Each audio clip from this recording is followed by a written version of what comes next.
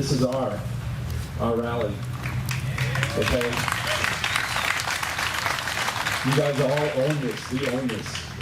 We all care about this country, all right? We're all responsible, and I want to thank you for your help. It wouldn't have happened without you.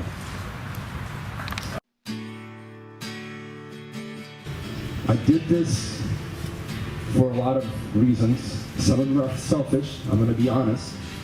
I wanted to look myself in the mirror, and I wanted to be able to say that I did something. I tried to do something. I wanted to have my voice heard when the chips were down. The chips are freaking down.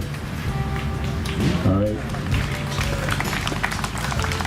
It doesn't take a lot of people to make a difference. It takes one guy, one woman. It just takes action. That's what we need now. We need action. All right? Richard Screen, a British gentleman, organized the original rally in Sacramento on June 2nd. He inspired me to try to do this. Okay?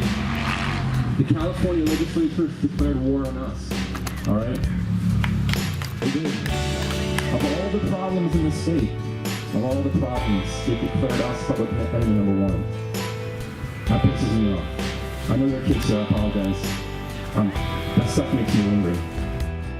The first step to tyranny is to disarm the population, as exactly what many tyrannical leaders did in the past, like Hitler in 1933.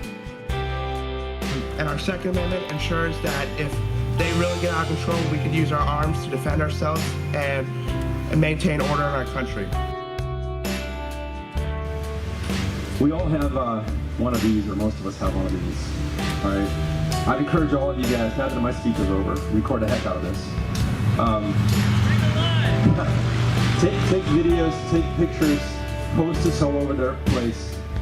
We're passing out flyers with our hashtags, all right? Tag it. That is one way we're going to get our voice heard, not only just here, but across the state and across this country, all right? And I guarantee you the word's going to get back to those tyrants in Sacramento, and we are coming for them. I'm David Shooter, thank you.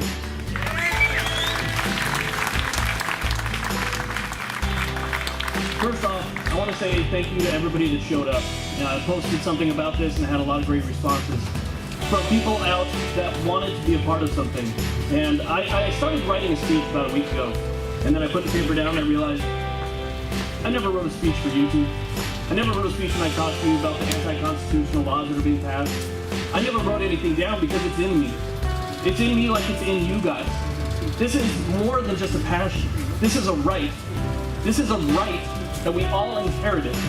Now, one of the things that I see when I look out here at all the flags, I see the Gadsden flag, I see the California flag, I see the American flag, 3%er flag, is I see patriots.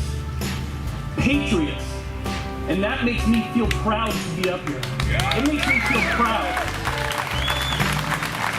Living in this country, and especially in California, we see people who have freedoms that are greater than ours. We see people in other states who can own a handgun that we can't have here because of a California-approved handgun roster.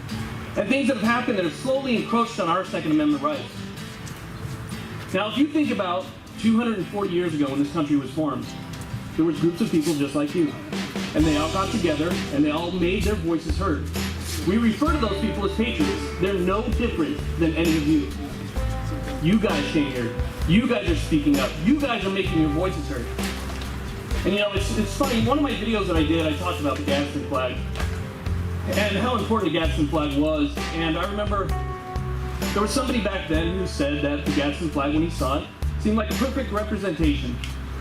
That it could be a perfect flag for the United Colony. Because he noticed that the rattles on the snake, on the flag, have 13, just like the United Colonies.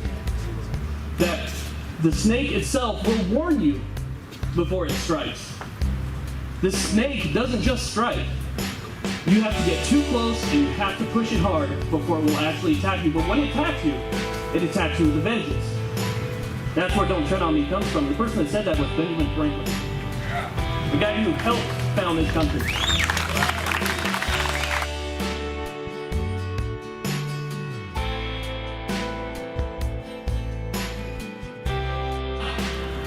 Moonbeam Senior Jerry's father told him way back when, you could screw over all the people you want, but leave the gun people alone and they'll support you.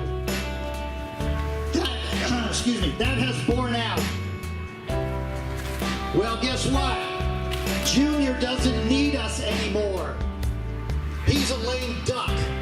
He can't get reelected.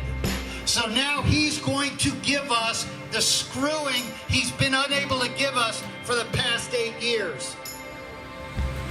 That's what you're seeing now.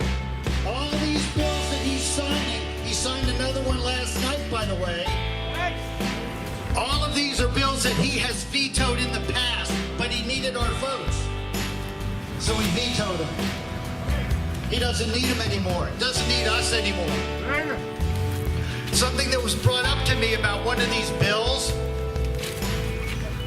If you leave your home and you get in a car accident and die, your family immediately become felons because they're now in possession of a gun that was handed down. Instant felons, your family, by people who consider themselves to be our rulers. Here you've got a ruling class that is actually inviting and luring our enemies to our shores. Then when that enemy takes up arms against us, they use that as an excuse to take our weapons. I'm going to show you how we can fight and win the Second American Revolution in less time than it took to win the first without taking over the White House, the Congress, the Supreme Court, the Republican Party, the Democratic Party, or any constitutional amendments. We, the people, can do this. Revive and resurrect the Constitution, and we can make it live again, starting in counties, then to whole states, and it creates a change in the dynamic of political energy in the country that will basically sweep the nation.